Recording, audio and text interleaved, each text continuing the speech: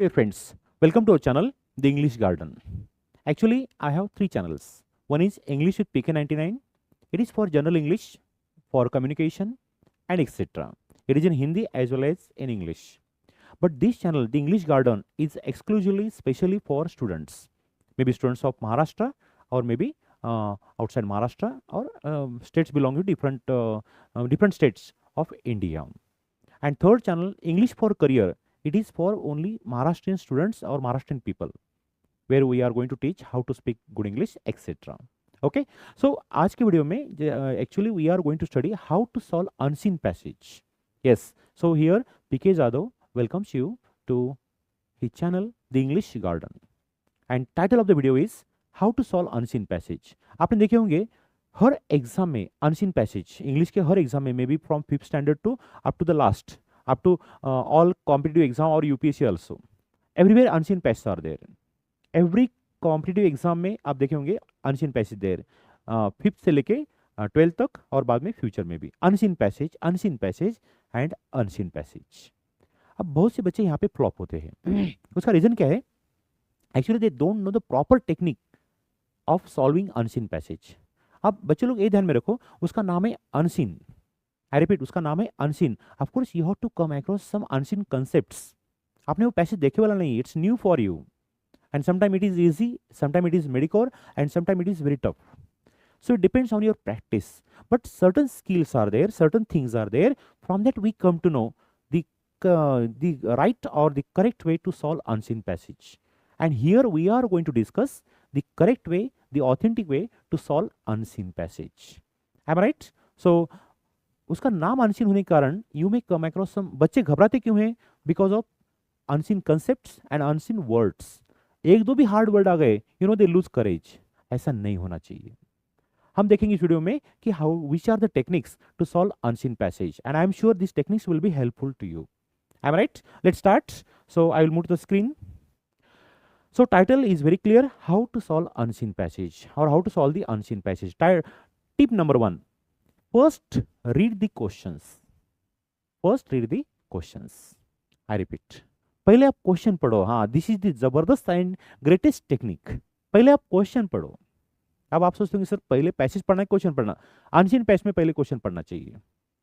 Reason, question पढ़ने के बाद we come to know the kundli of that passage. Passage किसके बारे में, कंटेंट क्या है, थीम क्या है, we come to know. That's why I use the word कुंडली.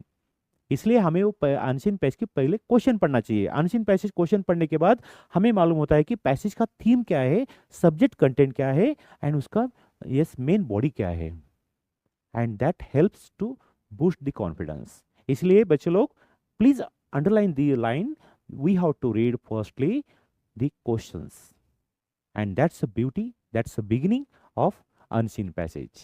Clear? I hope you understand. Okay, तो क्वेश्चन पढ़ने से क्या होता है कि पैसेज में कैरेक्टर कौन है, उसका थीम क्या है, उसका सब्जेक्ट कंटेंट क्या है, एक बार समझ में आ गया तो it will be easy for us. एक बार बाहर से मालूम है उस घर के लोग कैसे है, तो हमें उस घर में एंट्री करते वक्त थोड़ा सा कॉन्फिडेंस बढ़ता है. Clear? Yes, I have given something funny example, but it is true. Next, start to read the passage. बाद में आप पैसेज पढ़ना स्टार्ट करो. पहले क्या पढ़ेंगे? क्वेश्चन, एंड बाद में yes. So firstly read the question, after that passage. Clear? हाँ, अब पैसेज इजी क्यों जाएगा? क्योंकि आपने क्वेश्चन पढ़े हैं. क्वेश्चन पढ़ने से हमें मालूम है कि कैरेक्टर क्या है, उसका सब्जेक्ट कंटेंट क्या है. फर्स्टली क्वेश्चन, बाद में passage. Third one, ignore and neglect the difficult words. हाँ, ये ध्यान रखो, उसका नाम है अनसीन. नाम अनसीन है, इसलिए हमें अनसीन वर्ड्स आने वाले हैं. We have to just ignore. हमें इग्नोर करना चाहिए, and that's the beauty. Clear? वो कैसा है, कभी कभी क्या होता है मालूम है क्या? वेरी इंटरेस्टिंग टू से, वो अनसीन वर्ड का, उस डिफिकल्ट वर्ड का हमारे आंसर से कुछ देयर इज नो एक्वेंटेंस, कुछ उसका ये नहीं है, लॉजिक नहीं है, कुछ लेना देना नहीं है. लेकिन होता क्या है, मैं देखता हूँ बच्चे क्या करते हैं, वो अनसीन वर्ड्स पढ़ने के बाद they lose interest in the passage. ऐसी गलती मत करो, and that is blunder. Okay, so don't commit that mistake. Unseen words, sorry, difficult words आने के बाद उसको जस्ट इग्नोर करो, अच्छा रहेगा. क्योंकि बहुत सी जगह अनसीन पैसेज 10 मार्क के लिए, 20 मार्क के लिए होता है. अब देखो 12th स्टैंडर्ड में तो अनसीन पैसेज 12 मार्क के लिए पैसेज है, 3 मार्क की उसकी समरी है. तो पैसेज समझना जरूरी है. That's why please respect all this techniques. Okay, next one, ignore the difficult words, ignore करो उस वर्ड को, उस कभी कभी उस वर्ड जो डिफिकल्ट वर्ड है हमें आंसर में कुछ काम नहीं आते, लेकिन बच्चे यहाँ पे थोड़ा सा डिस्करेज हो जाते हैं, जो होना नहीं चाहिए। Next one, if needed read the passage twice. हाँ, दिस वेरी इंपॉर्टेंट। इतना तो श्योर है, कितना भी इजी पैसेज रहने दो, अनसीन पैसेज हमें 2 बार पढ़ना चाहिए, और थोड़ा टफ है तो बी मेंटली प्रिपेयर दैट हमें 3 बार पढ़ना चाहिए। ये आप मेंटली तैयार रहो। यस, क्योंकि अनसीन है, नया है, हमें मालूम नहीं, we are unknown to the content and the passage not acquainted to us, it is unfamiliar to us. That's why पहले इंप्रेशन में समझ में आना चाहिए, ऐसा जरूर नहीं है, कभी कभी 2 बार नहीं, कभी 3 बार भी पढ़ना पड़ता है। So we should keep in mind. Clear? Next one, read in a mumble और विस्परिंग वे। ये थोड़ा सा नया है आपके लिए।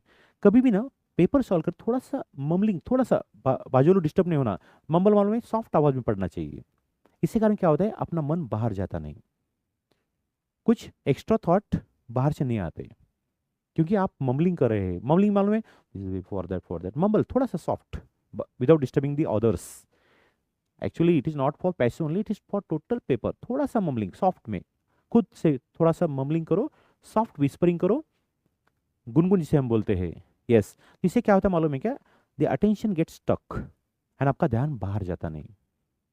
कभी भी देखो, जो बच्चे जोर से पढ़ते हैं घर में, उनका कॉन्सेंट्रेशन अच्छा बढ़ता है। कुछ बच्चे सिर्फ बुक के सामने देखते हैं, आंखें तो बुक की तरफ है, मन कहाँ तो भी है, ऐसा होता है। इसलिए कभी भी पढ़ते वक्त ना थोड़ा सा मम्बलिंग वे में पढ़ना चाहिए। It may be in exam also, और it may be in at home also, actually at home, so while studying also it's a good idea. Okay, तो आप एग्जाम में थोड़ा सा क्वेश्चन भी थोड़ा सा मम्बल, फिर बाद में आप क्या करो, यूज जनरल से सिली मिस्टेक। सिली मिस्टेक क्यों होती है, क्योंकि आपका उस क्वेश्चन पे कॉन्सेंट्रेशन नहीं था, ध्यान नहीं था, that's why silly mistake. Clear? So I hope you understand. Okay, next one. Right the answer according two marks. हाँ, लास्ट का पॉइंट है। इसके बाद आप आंसर लिखेंगे मार्क्स के स्टेटस के अनुसार। 1 मार्क के लिए है, क्यों आप 10 से 12 लाइन लिख रहे हैं? 1 मार्क के लिए hardly 2-3 lines are more than enough. 2 mark के लिए हाँ 7 to 8 लाइन ओके। 3 मार्क के लिए है, उसके according to your teacher instruction. लेकिन 1 मार्क का क्वेश्चन है, आप लिख रहे 7-8 line, 7 to 8 lines, I think that it is not accepted. So write the answer according to the status of marks. अगर क्वेश्चन 1 मार्क के लिए है तो ऑफकोर्स 1 or 2 लाइन्स और 2 or 3 लाइन्स सफिशिएंट, बहुत हो गए। क्वेश्चन 2 मार्क के लिए of course 7 to 8 line, but even though in that case you should respect your teachers instruction. So we should not unnecessary waste time in writing extra, जरूरत नहीं है।